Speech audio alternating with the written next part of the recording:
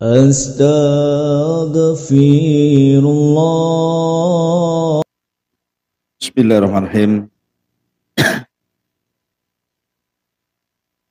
Assalamualaikum warahmatullahi wabarakatuh. Alhamdulillah wassalatu wassalamu ala Rasulillah wa ala alihi wa sahbihi wa mawalah wa la hawla wa la quwata illa billahi wa ba'd. Alhamdulillah di pagi hari ini kembali kita bisa duduk untuk bertalabul ilmi. Salawat dan salam kita hadiahkan kepada Rasul kita Nabi besar Muhammad sallallahu alaihi wasallam. Dan kita masuk pada pembahasan akhir dari surah Al-Fatihah. A'udzubillahi minasyaitonirrajim. Bismillahirrahmanirrahim. Ihdinas siratal mustaqim. Siratal ladzina an'amta 'alaihim ghairil maghdubi 'alaihim waladdallin.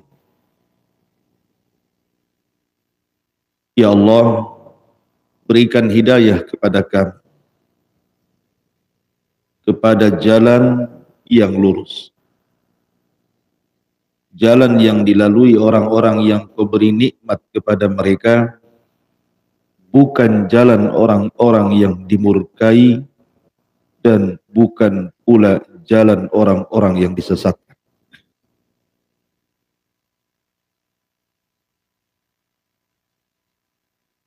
Kalimat ihdina, ya Allah berikan kepada kami, sudah layak diucapkan karena sebelumnya kita bicara tentang masalah dua ibadah. Pertama, al-ibadatu bil ilm, ibadah dengan ilmu.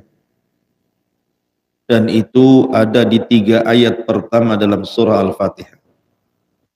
Alhamdulillahi rabbil alamin, ar-rahmanir rahim, maliki yaumiddin.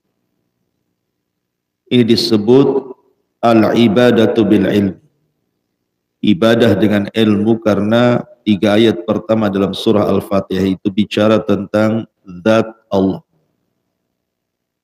dengan rububiyahnya, uluhiyahnya, asma wa sifatnya, terangkum dalam 3 ayat pertama surah Al-Fatihah. Kemudian yang kedua, al-ibadatu bil amal, baru menjelaskan ibadah dengan amal. Iyyaka na'bud, hanya kepadamu ya Allah kami beribadah. Salat, puasa, zakat, haji. Innas salati wa nusuki wa mahyaya wa mamati lillahi rabbil alamin. Baru kemudian bicara tentang doa. Doa al-isti'anah. Karena hanya dengan isti'anah ibadah itu bisa terlaksana. Tidak mungkin Anda datang ke masjid ini, sholat subuh kemudian ngaji kalau tidak ada isti'anah, pertolongan Allah. Karena pertolongan Allah lah Anda bisa duduk di sini. Artinya bahwa doa isti'anah hanya meminta pertolongan kepada Allah Azza wa Jalla disebut setelah al-ibadatu bil ilmi, kemudian al-ibadatu bil amali. Dan seafdol-afdolnya doa isti'anah adalah meminta hidayah. Makanya Allah mengatakan ihdina as-siratal mustaqim. Sebaik-baik doa minta hidayah. Makanya ketika kita membahas tentang doa sapu jagat yang sering dibaca, Rabbana atina fid dunya hasanah wa fil akhirati hasanah wa qina adzabannar. Doa ini 2/3 bicara tentang akhirat, dan hanya 1/3 bicara dunia. Rabbana atina fid dunya hasanah. Ya Allah, berikan kepada kami dunia yang baik. 1/3 bicara dunia. Tapi lihat 2/3-nya. Wa fil akhirati hasanah wa qina adzaban. 2/3 bicara akhirat. Dan berikan kepada kami akhirat yang baik dan jauhkan kami dari azab neraka. Dua-duanya akhirat. Karena sebaik-baik doa itu adalah meminta hidayah. Dan hidayah maksudnya yang bisa menyelamatkan kita bukan hanya di dunia tetapi di akhirat. Yang disebut siratal mustaqim adalah hidayatul Islam. As-sirat al-mustaqim di sini maksudnya hidayatul Islam. Kenapa hidayatul Islam adalah senikmat-nikmatnya hidayah? Karena Allah yang katakan dalam surah Al-Maidah, al-yawma akmaltu lakum dinakum wa atmamtu alaikum ni'mati wa raditu lakumul islam madina.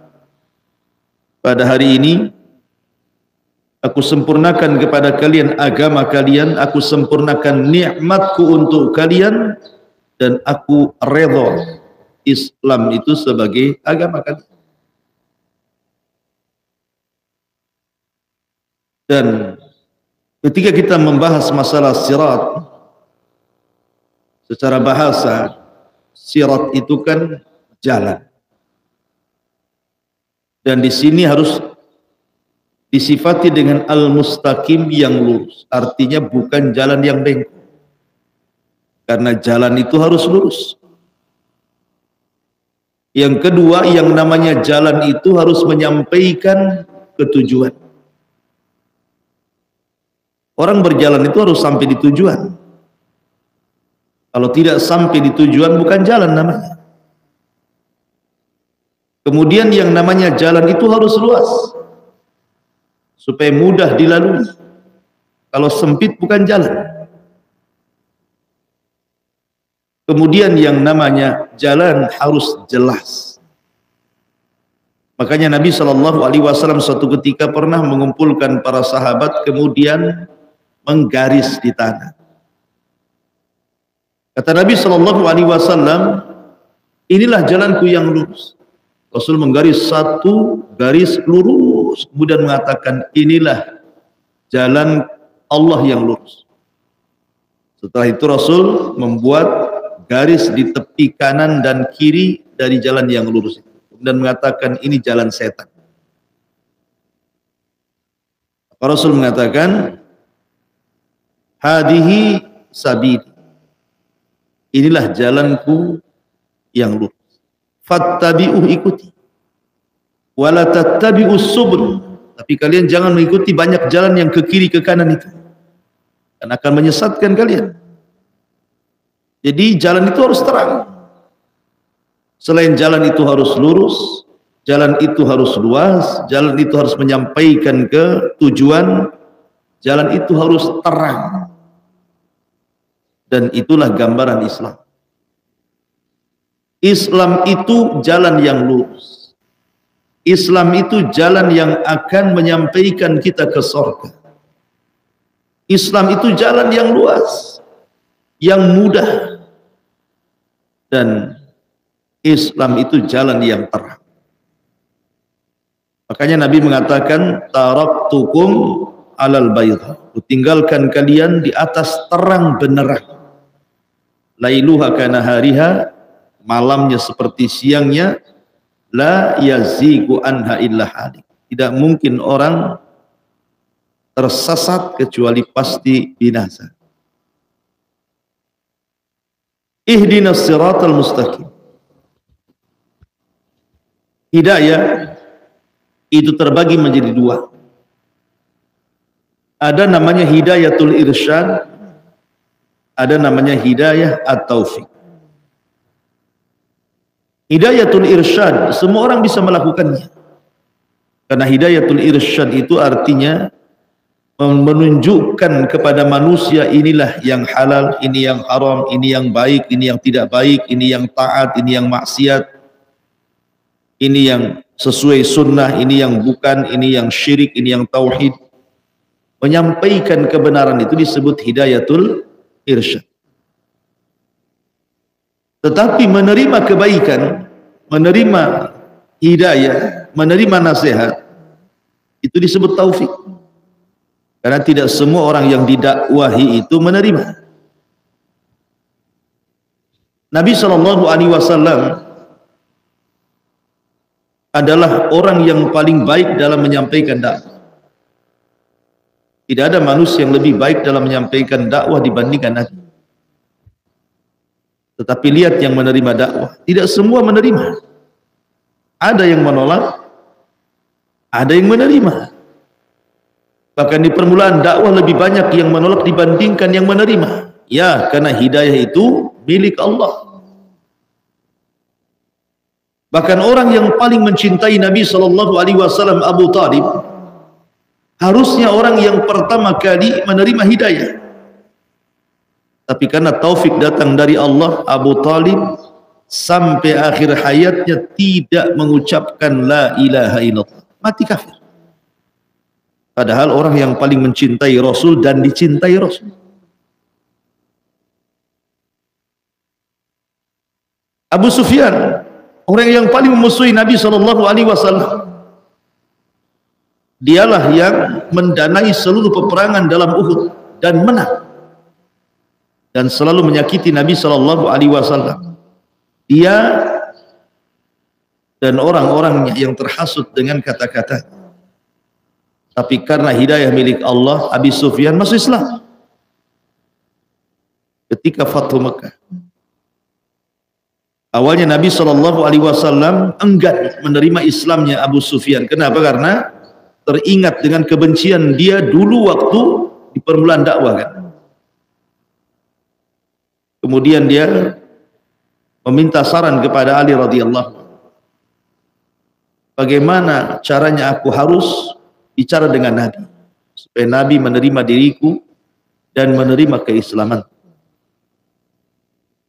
Maka Ali radhiyallahu anhu mengatakan, kalau engkau berjumpa dengan Nabi, ucapkan seperti yang diucapkan saudara-saudara Yusuf kepada Yusuf.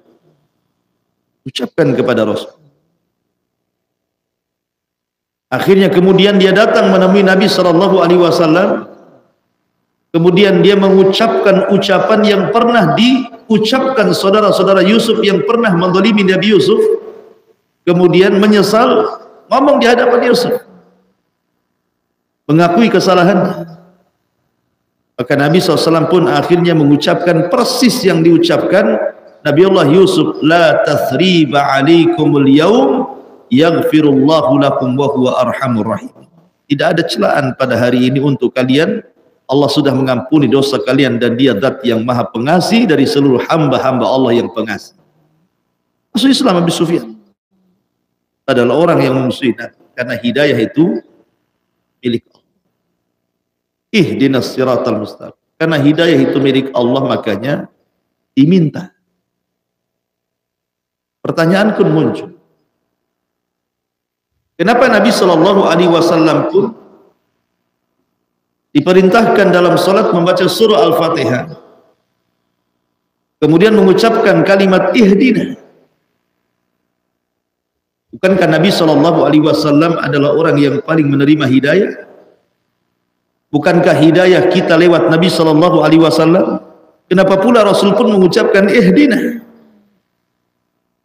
Kata para ulama tafsir, karena kalimat ihdina itu memiliki 3 makna. Makna yang pertama, ihdina itu artinya sabbitna, ya Allah tetapkan diri kami di jalanmu yang lurus. Makanya doa yang paling banyak diucapkan Rasul apa? Ya muqallibal qulub tsabbit qalbi ala din. Wahai zat yang membolak-balikan hati, tetapkan hatiku di atas ketaatan kepadamu. Sampai-sampai Ummu Salamah kalau tidak salah bertanya, ya Rasulullah, kenapa engkau selalu mengucapkan kalimat itu, ya muqallibal qulub, zat yang membolak-balikan hati? Karena Rasul mengatakan, karena hati seseorang itu pada genggaman jari jemari Ar-Rahman, yuqallibuhu kaifa syaa. Allah bisa membolak-balikan sesuka dia. Allah bisa menjadikan orang tersesat dan Allah bisa menjadikan orang itu dapat hidayah hanya sekejap. Arti ihdina artinya sabit. Ada juga yang mengatakan arti ihdina itu artinya zidna. Ya Allah, tambahkan kepada kami hidayah as-siratal mustaqim, jalan yang lurus. Makanya Nabi SAW selalu berdoa apa? Rabbi zidni ilma. Ya Allah, tambahkan kepadaku ilmu. Selalu kita harus berdoa seperti ini. Rabbi zidni ilma. Ya Allah, tambahkan kepadaku ilmu. Karena dengan ilmu kita bisa membedakan mana hak, mana batil. Mana yang ikhlas, mana yang bukan. Dan begitu seterusnya. Ada juga kemudian mana ihdina itu artinya, ya Allah, berikan hidayah kepada kami sebagaimana hidayah yang kau berikan sebelumnya. Istiqomah. Itu diantara makna ihdina as-siratal mustaqim, siratal ladzina an'amta alaihim, jalan orang-orang yang telah kau beri nikmat kepada mereka. Siapa orang-orang yang telah Allah berikan nikmat itu? Allah jelaskan dalam ayat yang lain. Wa man yuti'illaha war rasul fa ulaika ma'al ladzina an'ama Allahu 'alaihim minan nabiyyina was-siddiqina wasyuhada'i was-shalihin wa hasuna ulaika rafiqa. Ada seorang sahabat namanya Thauban. Thauban ini maula Nabi. Orangnya sangat cinta dengan Nabi. Sampai satu hari tidak berjumpa, tidak menatap wajah Nabi, bisa sakit dia. Saking cintanya. Sampai suatu saat Rasul safar jihad. Berhari-hari Thauban tidak menatap wajah Rasul karena kebetulan dia tidak ikut jihad. Karena sebuah alasan. Sehingga dia merasa sakit. Sampai jatuh sakit. Karena kerinduan dia kepada Nabi SAW. Tidak bisa bangun. Sampai Rasul datang dari safarnya kemudian menemui Thauban. Dan mengatakan, masya'buka ya Thauban. Kenapa engkau Thauban? Maka Nabi Thauban mengatakan, ya Rasulullah, inni uhibbuk, sesungguhnya aku sangat mencintai dirimu. Satu hari saja aku tidak menatap wajahmu, beginilah kondisiku. Dan semakin berat kecintaanku kepadamu ya Rasulullah, kalau aku mengingat kematianku dan kematian dirimu. Kalau kita dua-duanya diwafatkan ya Rasul, aku yakin kau akan berada di surga yang paling tinggi. Kalaupun aku masuk surga, pasti aku berada di surga yang paling rendah. Macam mana aku bisa berjumpa denganmu? Sementara aku tidak berjumpa satu hari saja bisa sakit. Maka Rasul terdiam sampai turun ayat surah An-Nisa 6:9. Wa man yuti'illaha war rasul fa ulaika ma'al ladzina an'ama Allahu 'alaihim minan nabiyyina was-siddiqina wasyuhada'i was-shalihin wa hasuna ulaika rafiqa. Siapa yang mentaati Allah dan Rasulnya, maka mereka bersama orang-orang yang Allah berikan nikmat kepada mereka. Siapa mereka? Para nabi, orang-orang siddiqin, orang-orang jujur, para siddiqin, Abu Bakar Siddiq dan yang semacam. Wasyuhada, para syuhada, wassalihin, dan orang-orang soleh. Wa hasuna ulaika rafiqa, mereka sebaik-baik teman kita di akhirat. Jadi maksud ayat ihdinas siratal mustaqim, siratal ladzina an'amta, jalan orang-orang yang telah kau berikan nikmat kepada mereka. Maksudnya pertama para nabi, jalannya para nabi. Mintalah supaya kita bisa menempuh jalan para nabi. Yang kedua, para siddiqin, orang-orang yang senantiasa di atas kebenaran, orang-orang jujur. Seperti Abu Bakar As-Siddiq radhiyallahu anhu, minta seperti kepada Allah untuk menempuh jalan orang-orang siddiqin. Kemudian yang ketiga, syuhada. Jalannya para syuhada yang mati syahid, yang masuk surga bighairi hisab wala adab, yang masuk surga tanpa hisab dan adab. Minta kepada Allah agar kita bisa menempuh jalan para syuhada. Kemudian yang terakhir, as-salihin, jalannya orang-orang saleh. Minta kepada Allah Azza wa Jalla, ihdinas siratal mustaqim siratal ladzina an'amta 'alaihim, jalannya orang-orang saleh. Minta kepada Allah agar kita mampu menempuh jalannya orang-orang yang saleh. Karena orang dengan sirat, dengan jalan yang mustaqim itu terbagi menjadi tiga. Orang ketika berhadapan dengan as-siratal mustaqim, kondisinya ada tiga kondisi. Pertama, orang yang Allah anugerahkan ilmu dengan siratal mustaqim, dengan jalan Allah yang lurus. Dengan ilmunya dia beramal di atas siratal mustaqim, dan dia senantiasa as-sabat, istiqamah di atas jalan ilmu as-sirat dan di atas pengamalan ilmu as-sirat itu. Ini kondisi yang pertama. Kondisi yang kedua, orang yang memiliki pengetahuan as-siratal mustaqim, jalan Allah yang lurus, tetapi dia tidak sabat, tidak istiqamah. Terkadang dia istiqamah, terkadang tidak. Qala ta'amalan salihan wa akhara sayyi'an. Dia mencampur adukan, terkadang yang baik, terkadang yang buruk. Tidak istiqamah. Kemudian yang ketiga, orang yang diberikan pengetahuan ilmu siratal mustaqim, jalan Allah, dan dia tidak mengamalkan, apalagi istiqamah. Dan itulah yang disebutkan di dalam Al-Quranul Karim, tiga kelompok. Yang pertama, wa minhum muqtasid, sabiqum bil khairat, wa minhum muqtasid, wa minhum zalimun li nafsi. Ada orang yang disebut dengan sabiqun bil khairat, orang-orang yang berlomba-lomba dalam kebaikan. Mereka lah orang-orang yang senantiasa melaksanakan kewajiban-kewajiban Allah, meninggalkan yang diharamkan Allah, dan menambah dengan yang sunnah-sunnah dan istiqamah di situ. Nah, mereka sabiqum bil khairat.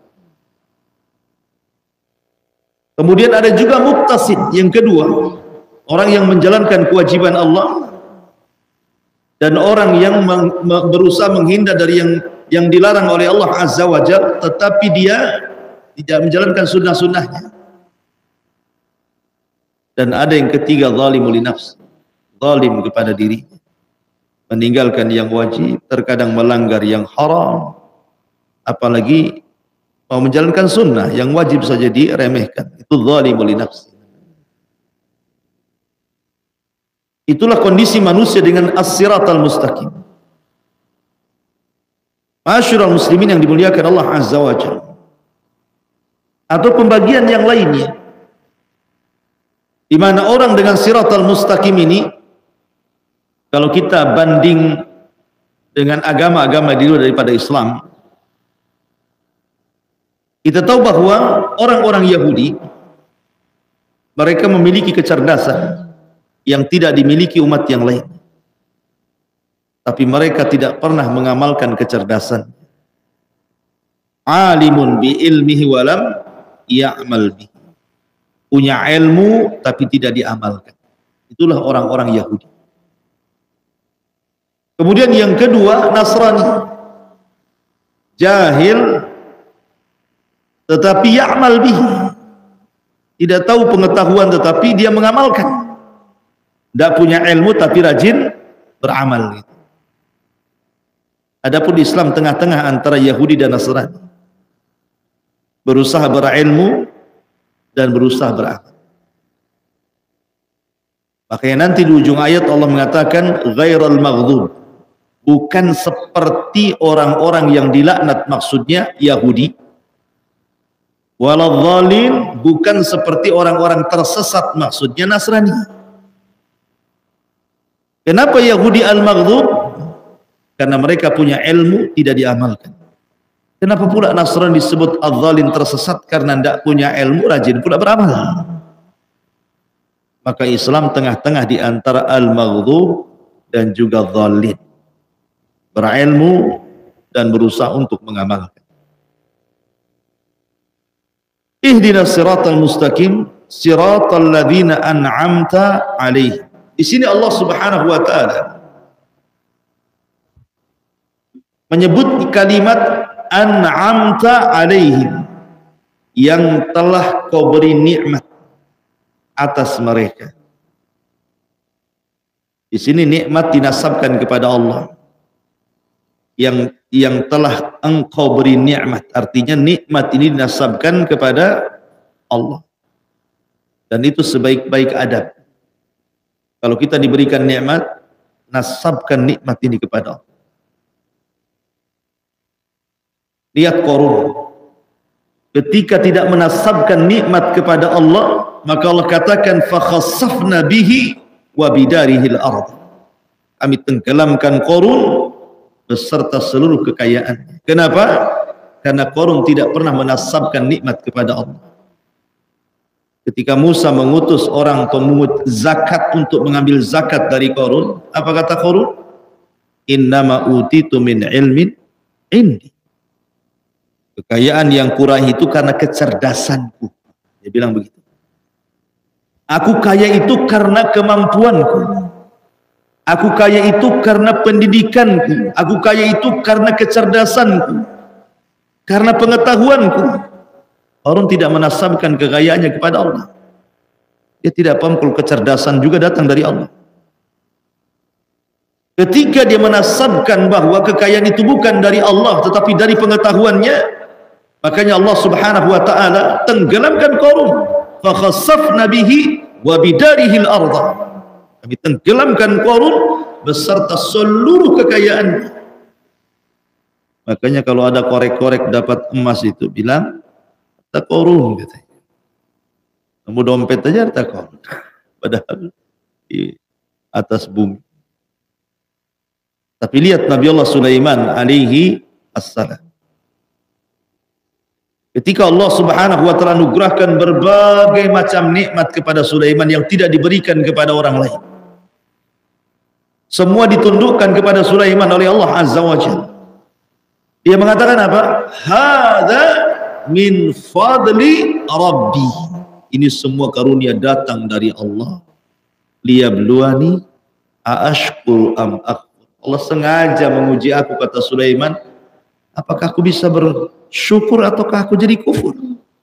Tapi lihat di permulaannya Sulaiman mengatakan hadza min fadli Rabbi. Ini semua karunia datang dari Allah. Ketika Nabi Allah Sulaiman menasabkan nikmat itu kepada Allah, la in syakartum la azidan. Kalau engkau melakukan perbuatan syukur, ku tambah. Wala in kafartum ya Qarun inna adzabi lasyadid. Azabku sangat pedih sekali. Maka nasabkan nikmat itu kepada Allah. Kemudian setelah itu gunakan karena Allah. An'amta alaihim. Orang yang kau berikan nikmat alaihim, atas mereka. Sudah saya katakan dari awal, maksud yang paling tinggi nikmat yang Allah anugerahkan kepada siapa? Para nabi. Setelah itu para siddiqin. Setelah itu para syuhada. Setelah itu orang-orang saleh. Di permulaan kita sudah mengatakan bahwa kenapa Al-Fatihah disebut surat yang merangkum seluruh isi Quran. Kenapa surah Al-Fatihah itu? surat yang merangkum seluruh isi Al-Quran. Karena pembahasan Al-Quran itu ada 3. Sepertiga bicara tauhid, akidah, keyakinan. Sepertiga bicara tentang ahkam, hukum-hukum ibadah, sholat, zakat, puasa, haji. Dan sebagian bicara tentang akhlak. Sepertiga bicara tauhid, sepertiga bicara ibadah atau hukum-hukum ibadah, dan sepertiga bicara akhlak. Dan akhlak itu diambil dari qasasul anbiya, kisah-kisah para nabi, kisah-kisah para sahabat. Inilah sepertiga dari Al-Quran itu bicara tentang akhlak. 3 ayat pertama, Alhamdulillahirabbil alamin arrahmanir rahim maliki yaumiddin, bicara tentang tauhid. Sepertiga. Iyyaka na'budu wa iyyaka nasta'in, bicara tentang ibadah. Hukum-hukum salat, zakat, puasa, haji dan itu. Sepertiga. Sepertiga bicara akhlak. Ihdinas siratal mustaqim siratal ladzina an'amta 'alaihim. Akhlaknya para nabi, akhlaknya para siddiqin, akhlaknya para syuhada, akhlaknya orang-orang saleh. Di sini sepertiga akhlak itu maksudnya dalam kalimat siratal ladzina an'amta alaihim. Bukan akhlaknya orang Yahudi, bukan akhlaknya orang Nasrani. An'amta alaihim, yang kau berikan nikmat atas mereka. Ghairil maghdub, bukan orang-orang yang maghdub, yang dilaknat. Siapa yang dilaknat? Orang-orang Yahudi. Lu'inal ladzina kafaru min bani Israil ala lisani Daud. Telah dilaknat orang-orang Bani Israel atas lisan Nabi Daud. Siapa Yahudi? Siapa Yahudi? Yahudi adalah satu di antara putra keturunan putra Nabi Yakub alaihi salam. Yakub punya anak banyak, salah satunya Yahuda. Keturunannya disebut Yahudi. Artinya dia satu di antara kabilah yang 12 dari kabilah-kabilah Bani Israel.